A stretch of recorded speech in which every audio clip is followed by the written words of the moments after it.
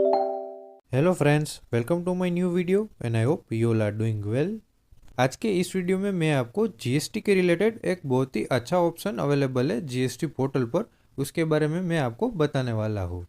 यहाँ पर अगर आप जीएसटी रिटर्न्स रेगुलर फाइल कर रहे हो तो जीएसटीआर 1 और 3B को फाइल करने के बाद आपको रिकनसाइल करना पड़ता है। यानी कि अगर आपने जीएसटीआर 1 फाइल किया तो उस हिसाब से आप जीएसटीआर 3B में टैक्स लायबिलिटी पे कर रहे हो या नहीं, और उसके बाद जो हम input tax credit GSTR 3B में क्लेम करते हैं वो एज पर जीएसटीआर 2B है या नहीं। यानी कि अगर हमें जीएसटीआर 2B में 100 रुपीज़ की आईटीसी अवेलेबल है और हम जीएसटीआर 3B में 100 से ज़्यादा क्लेम कर रहे हैं तो वो डिफरेंस हमें कहाँ से पता चल सकता है।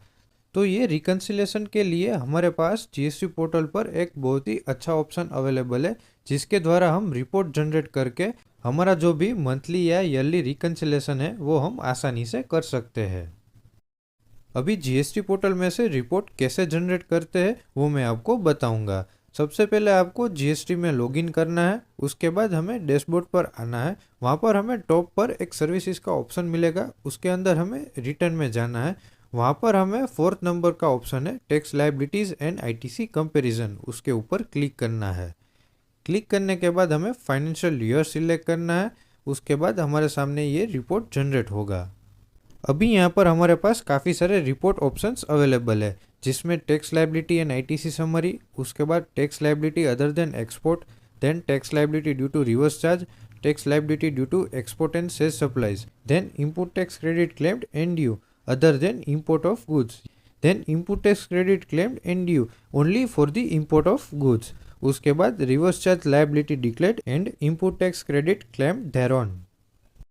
सपोज यहाँ पर हम tax liability and ITC summary के रिपोर्ट पर क्लिक करते हैं तो हमारे पास एक टेबल जनरेट होता है, जिसमें सबसे पहले टैक्स पीरियड, उसके बाद जीएसटीआर 1, उसके बाद जीएसटीआर 3B।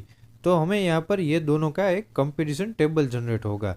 तो इसमें हम मंथ वाइज देख सकते हैं कि हमने जो जीएसटीआर 1 फाइल किया है और जो जीएसटीआर 3B फाइल किया है वो दोनों के बीच में कोई डिफरेंस है या नहीं, और उसमें अगर डिफरेंस है तो यहाँ पर हमें ऑटोमेटिक आ जाएगा। और इसके अलावा भी हमारे पास काफ़ी सारे रिपोर्ट ऑप्शंस अवेलेबल है, जिसके द्वारा हम हमारी जो ITC comparison and tax liability का कंपैरिजन है वो आसानी से कर सकते हैं। आई होप ये वीडियो आपको समझ में आया होगा। Thank you friends for watching my video. Please like, share and subscribe.